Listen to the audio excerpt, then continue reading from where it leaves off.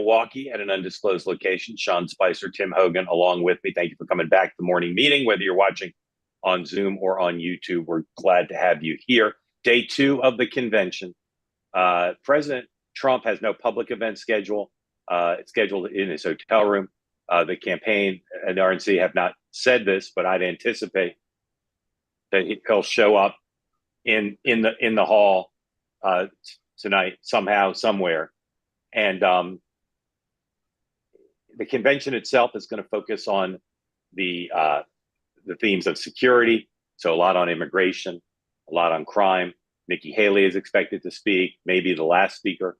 I would expect Trump to either be in the hall in person as he was last night, or appearing virtually just because that's what they do. He wants it to be the Trump show. President Biden, we've seen some presidential candidates in the past campaign during the other side's convention. In the olden days, the presidential candidate who wasn't having a convention would go dark, would go on vacation or something. But Biden's not the first to deviate from that. But he's out west attending a couple of conventions, NAACP, Hispanic Organization Convention, doing another interview. We're going to talk about this question of whether, despite the fact that there was a period not that long ago when Democrats said Joe Biden needs to be out there doing a lot of interviews, whether he should continue doing them. The vice president doesn't have any public events. Here in Milwaukee, this is where we're going to start, guys. Outside the convention, it's the worst organized convention I've ever been to. Just logistically, for delegates, for reporters, for others, it's just a mess.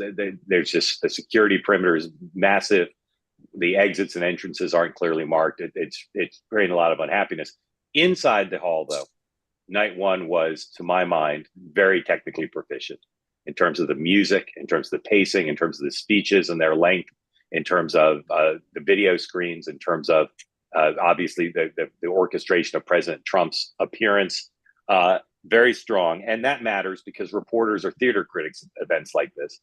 And although they come in here with some momentum, Sean, you first, tell me, do you agree that just technically, and in terms of message delivery, a very effective night?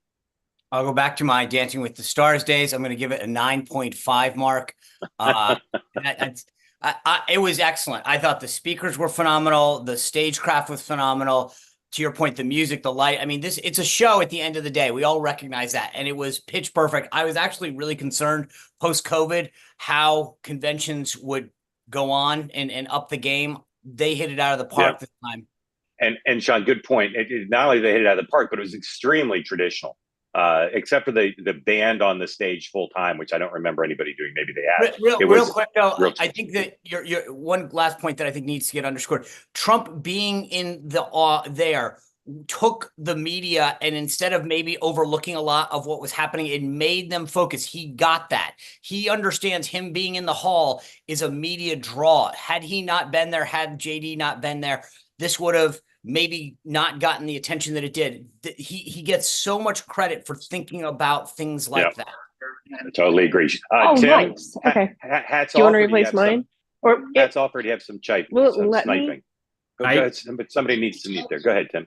Yeah, no, I think it was well done. I do think Trump being in the hall was a good move. I mean, seeing him listen to the music, looking like he's getting a little bit emotional there, meeting with his family. I think it was produced very tight. There were a couple, slip ups. I think there was a point where Speaker Mike Johnson was talking, introducing somebody. Something happened. He had to shuffle off the stage. Ron Johnson had the wrong speech loaded in the teleprompter and called Democrats a clear and present danger. Not great when you're trying to de-escalate. And then he said, no, that was the wrong speech. I didn't mean to say that. But for the most part, production-wise, I think very well done.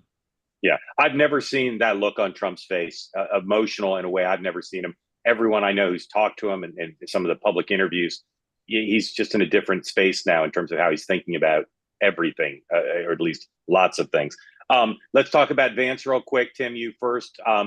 It's turning out to be a better pick than I thought it would be just in terms of launch. The Wall Street Journal editorial page doesn't like it, but people generally here have been enthusiastic, and most people I've talked to buy what the Trump campaign is selling. And I don't know that the Democrats' attacks are going to last more than a day because that's a tradition. What do you think? Yeah. I mean, I think there are a few things about Vance. One that hasn't been talked about so much, but I think Democrats will lean into at some point, is that he is probably the least qualified vice presidential pick since Sarah Palin. He is the youngest since 1952. Richard Nixon and Eisenhower. He's the first. Do you not like young people, Tim? I look, as a millennial, I love that we have a millennial on the ticket. Maybe not just this millennial. I feel like that's the Hillary Clinton critique couched in generations, for not just this woman. But I think there is an issue too that this doesn't really bring any balance to the ticket. That was not what this pick was supposed to do. But it's also like a testosterone ticket now, particularly at a time when Democrats are talking about the gender gap, and you've got J.D. Vance on the record saying a whole bunch of problematic things, comparing abortion to slavery. And in addition, I think the other issue that Democrats will go after, and you're seeing it in their first paid today, which they're billboards, so it's not going to dictate the paid strategy, is tying J.D. Vance as the operator of Project 2025. I think Democrats need to learn a little bit better how to talk about that. And I think putting someone like JD on the ticket who talks about the de-Ba'athification of the party, who's extreme on a bunch of these issues, is a good opening for Democrats too. Sean, Vance, pro, con, up, down? I'm pro JD. And I think that every text I got last night, even from the naysayers, wasn't a huge fan. I'm on board now. So I think this echoes what you're saying. The people who weren't 100% are now there. I haven't found any major dissenter in any of the comments, texts that I have gotten so far. Well, the Wall Street Journal editorial page and a lot of donors are dissenting, but I don't think it matters. They're all going to get on board. And look, Elon ponied up 45. Money's not going to be a problem. Sean, this Nikki Haley thing came about in kind of a murky way, right? Like all of a sudden she was invited. She was set in motion before the shooting, so it wasn't a reaction to that. Would you expect her to get a huge reception in the hall? And would you expect her to minimize saying things that might cause offense to Team Trump? Yeah, well, she may have gotten invited pre-shooting. She's speaking post-shooting. And so I think her comments, look, she should go back and watch the Ted Cruz speech from 2016. And not do that. and go, not that. She may not be effusive in her praise, but she's going to endorse him. She's already said she's voting for him. She is a very politically astute individual. So I think you're going to see her. She may not do a full-throated endorsement, but she will be on message tonight. Do you know, is she the last speaker, as some people have suggested to me she might be? I don't know. I mean, if she's the last speaker and she stays only on the things that unite them, that seems like it would be pretty powerful symbolism. Tim, what do you think? The one thing I would say is, look, I thought that the Teamster president last night was a friggin' brilliant call. This was never going to happen if Trump wasn't the nominee at any other Republican convention. And yet he said the right thing. It wasn't an endorsement. He talked about him being a tough SOB. Listen, I'll take Nikki Haley saying he's what we need right now and given the choices. She doesn't have to go over the top. She needs to send the bat signal up and say, I'm voting for him. You should too. Yeah, I don't think that she will. Yeah, I don't think that she will. I don't think that she credibly can, given the campaign that she ran. And I think it's an open question as to whether or not. I think it's smart if she gets a later spot for sure. But I think it's an open question whether or not she can really shift some of those zombie Haley voters from the primary in any meaningful way. We don't really know much about the program tonight. I've been told we're going to hear some of the Senate candidates speak. There's no daytime program. The RNC does a briefing that's for planning purposes only at 11 Eastern time. So the press will secretly know more about what's going to happen. But I don't really know what tonight's going to look like, which makes me think there's some Trump orchestrated, besides his potential appearance. I suspect we'll see some surprises tonight, some things that will, besides real people. Mark, one real quick point. I think that there's, just to be clear, having been through this before with him, I think there's an element of they don't know what they're doing. There's a little bit of this is happening in real time. So for sure. Absolutely. Yeah. Conventions are just the nature of the beast. Like even the best organized campaigns, it just scrambles at conventions. All right, let's talk about Biden briefly. Lester Holt interview seemed to do nothing but hurt him. 80% of the coverage is about fighting with Lester. 20% is about apologizing, showing weakness and apologizing for saying bullseye. So my question to you guys is, should he keep doing interviews? He's got one today, or interviews not his fort, as we like to say. Tim. Well, you have to keep doing interviews, right? There's not a viable press strategy where you're not doing interviews. And I think the Lester Holt interview, like I said yesterday, it is what it was at this point. It is very difficult to get a good headline out of an interview like that. You're walking into a situation where you are expected to call for calm and unity. You're not expected to draw an extremely hard contrast. I think he did a decent job threading the needle. But like I said yesterday, at the end of the interview, he said, I'd love to come back and actually talk about some issues. And I think that was the struggle in that interview, is breaking through in that environment with issues that he wants to talk about. I think he's talking about it. On any other night, that would have been a horrible, horrible interview. I think the one piece of advice is that Biden and his team should watch the morning meeting, because that's the one thing that Tim and I agreed on yesterday, where we said he should try to get out of this thing as a push. And he walks out today and it was a negative. And any other morning, there would be more calls for him to drop out of the race. But because of the convention last night, JD, Trump showing up, it's overshadowed. That was not a good move. It was not a good interview. And he got lucky that it's not more of a headline today. There's some DNC people, some outside groups, some members of Congress trying to slow down the train to get Biden the nomination virtually within a couple weeks. Tim, again, you first. Is the dump Biden movement deader now than it ever has been since it started? Or do you think they could use this as a way to gin up a confrontation with Biden that could somehow make him reconsider? Yeah, again, I think the further we are getting away from the debate, the closer we are getting to the convention, the closer we're getting to nominating. This is all more navel gazing. Like, are there folks who are still pushing? Yes. The probability that something happens gets lower and lower with every day. I don't think anyone's going to oust him from the ticket because of a Lester Holt interview. Again, he has to make the decision. There's no super convincing polling that that there is a better alternative at this point. So I don't think anything is going to change. Sean? Concur.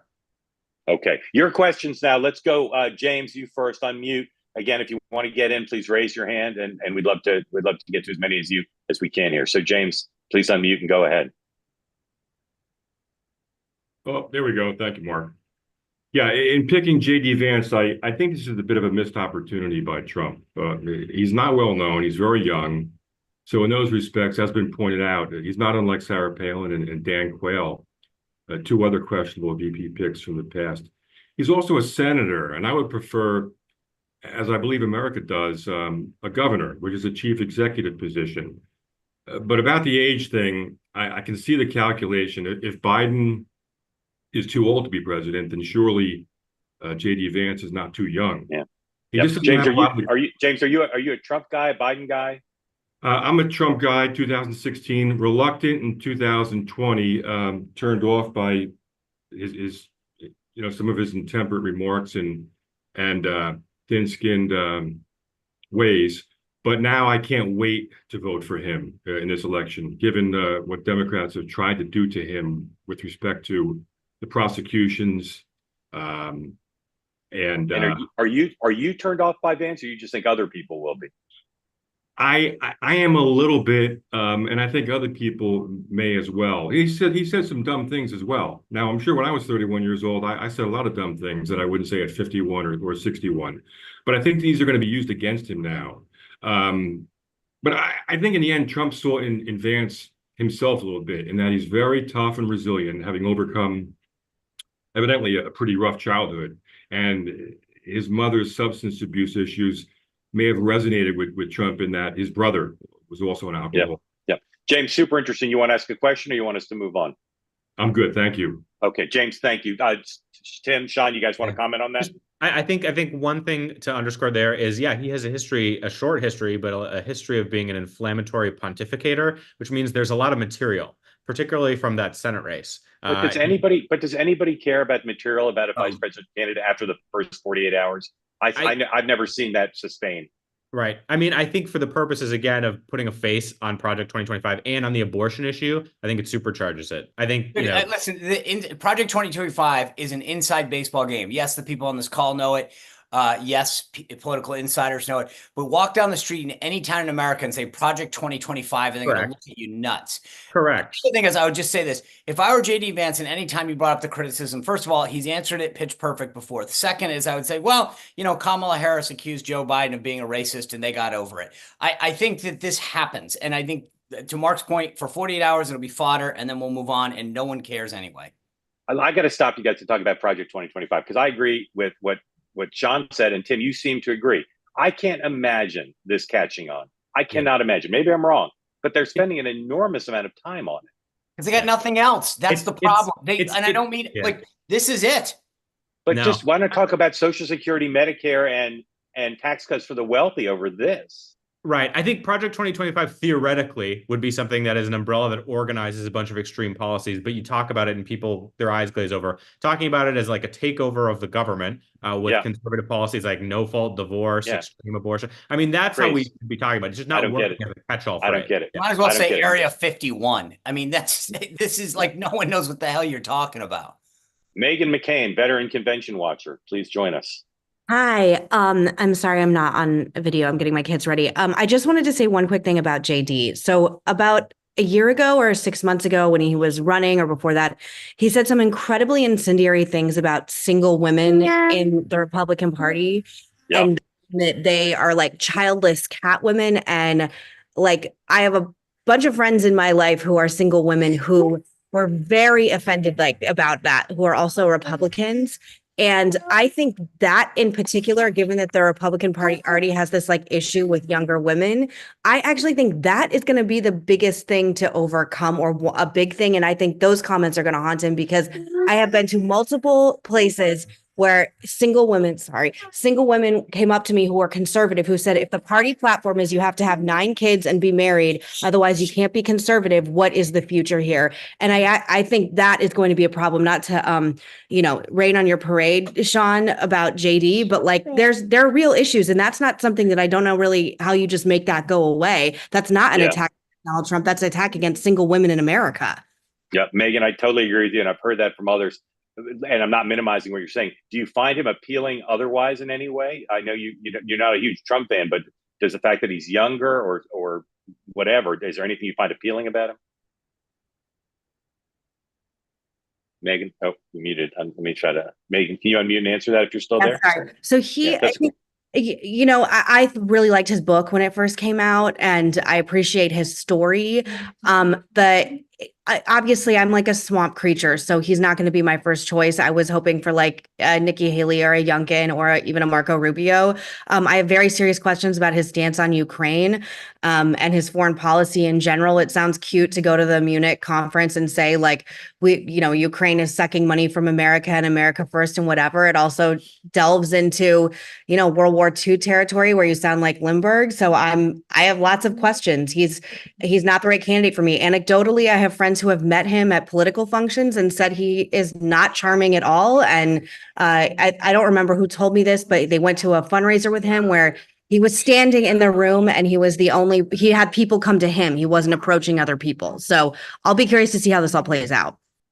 Thank you, Megan. Good luck with the girls. All right, Gabriel, unmute, please. Outside the swamp, with great respect to Megan, she couldn't be more wrong. In places like rural Michigan, where I've spent some time, the manliness ticket is going to succeed, not only with men who are sick and tired of being trashed, but with women, with rural women, with working class women, with mainstream American voters, men and women alike. This is the return of manliness, which started the day that Trump stood up and shook his fist and said, fight, fight, fight. This could not be a better ticket. I hear all your reservations, folks, and I get it because you guys are a sort of expert on what you're experts on. With all due respect, I knew it was going to be this ticket. You didn't call on me yesterday. I was going to bet you. Yeah. And it has to be because it's so perfect. Gabriel, are you going to vote for Trump for the third time general election this fall? I wish I could say that. I'm going to vote for him for the second time. Yeah. Which time did you miss? It's a nice compliment. I missed the vote the first time, but so did Sohrab Ahmari. So did Patrick Deneen. A lot of us missed the first time. So you've gone from voting for Hillary Clinton. Clinton. So did Ben Shapiro. You've gone from voting for Hillary Clinton to celebrating the manliness ticket. That's your evolution. I didn't vote. No, I didn't vote for Hillary. I just, at that time, we didn't know. We thought Trump wasn't competent. He proved us wrong. All right. Yeah. All right. Tim, Sean, what do you think of what Gabriel said? I think that what Gabriel's saying to me harkens back to the bigger, broader point that I've made before, and I think everybody's made that's really paying attention. We're talking about a handful of people in a handful of states. And so if that moves some people in Michigan, God bless it. But that's what this matters, right? To Megan's I respect her view on this, but again, where are you? You know, I have a lot of family members in New England and they'll bitch about things and I'll say, great, I don't really care how you vote because you live in Massachusetts and Rhode Island. I care about if you live in Pennsylvania as Gabriel or Michigan as Gabriel does. Michigan, Pennsylvania, Wisconsin, we know the battleground states. Those states, a handful of people is going to what matters. And so do they move them at all? Yeah. Yeah. And go ahead, Tim. Sorry. I was just going to say very quickly, I think I take Gabriel's comment, but I also take it with Megan's. And I think my point stands. I think the gender gap's going to get bigger. Yeah. Look, it's a little bit like Clinton Gore, where it reinforces as opposed to balances, although there's obviously some offset with the age thing. I really do think the thing that Trump people seem to feel most fervently about is that this is a guy who speaks the language in an emotional, connective way to the kind of rural and ex-urban voters who powered Trump's victory in 2016, who didn't turn out quite the same way in 2020. And if you look at the data, a lot of the soft voters, of the voters who may not turn out, are that exact set of that group, and that group is massive in Pennsylvania and Michigan and Wisconsin. And he will focus on those three states. He'll go other places, but he will really focus on those three states. And they're counting on him to turn out. And their data people, their research suggests that he can do that. We'll see if he can, but that's a big part of why he's there, along with a lot of other reasons. So there are a lot of reasons to pick him. Now, there's some reporting that they were going to pick Rubio, except for the residency stuff. I'm not sure that that's true. All right, Jordan, unmute, please. Hi. So I would consider myself a normie Republican. And I'm kind of referencing into President Biden's interview last night. About to start school at a top business school. I've worked for 2 governors, worked for a reputable think tank. My boyfriend's a Nikki Haley Republican. I couldn't help but watch the interview last night, followed up by tweets from Maxine Waters and AOC, and then comments from Sunny Hostin on The View. And I can't help but feel that the Democrats are wanting to egg on a second attempt. I know that's not all, but it really, with this inflammatory language, it really is beginning to feel that way. What's an example of what you're talking about? AOC went on the attack again last night, referring to Republicans as fascists. Maxine Waters is on with the existential threat to democracy again, saying Trump needs to be put in jail forever. But you think saying those things is unseemly? I think 48 hours after, I think 48 hours after an assassination attempt, that there's no national mourning, there's no taking the temperature down, there's no heeding President Biden's advice from the Oval Office. It feels as though there's this egging on again. And did anything President Biden say in the Lester Holt interview fall in that category for you? I think last night it did, yes. I think the responsible thing to do, I think Dana Perino made a really good point, which was many people talk in metaphors. All of us do in politics. The responsible thing for President Biden to have done would have been to say, I talked in a metaphor. Yes, metaphors can be taken to an extreme. I regret saying that. Time to turn up the temperature. Last night, he both sidesed it, and he kept egging it on. And my question in this kind of is for Tim is, say former President Trump comes out with a really great speech at the convention that unifies people and is very aspirational. And Maxine Waters, AOC, Sunny Hostin, and the rest of the media apparatus revert back to this language about existential threats to democracy, and any Republican that votes for Donald Trump is somehow a fascist. Or as Joy Behar said, anyone that wears a MAGA cap might as well be wearing a swastika. What does that do for the Democratic Party going forward? Because I think if there is a second attempt, if we keep this heated rhetoric up, I think it could destroy the Democrats for generations.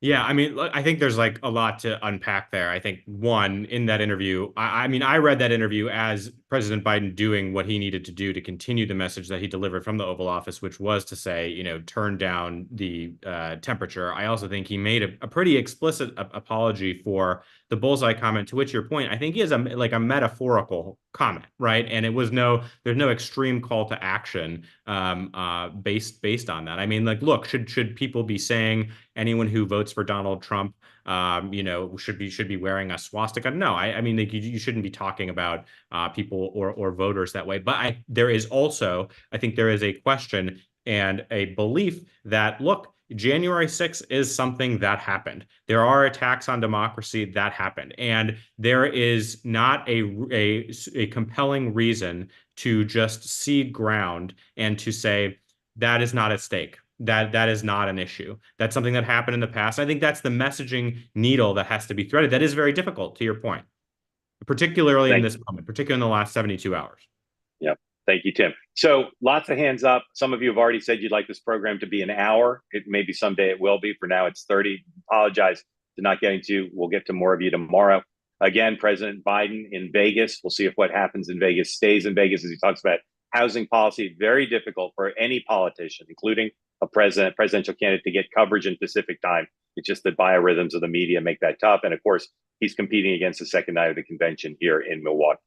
We may be back later. I may be back later, I should say, with another two-way today. But Tim and Sean and I will be back tomorrow morning, 8:30 Eastern time, same bad channel, for another edition of this program, The Morning Meeting. We thank you for joining us. Apologize again for all the hands up. Hope you come back and raise your hand again tomorrow. Have a good day.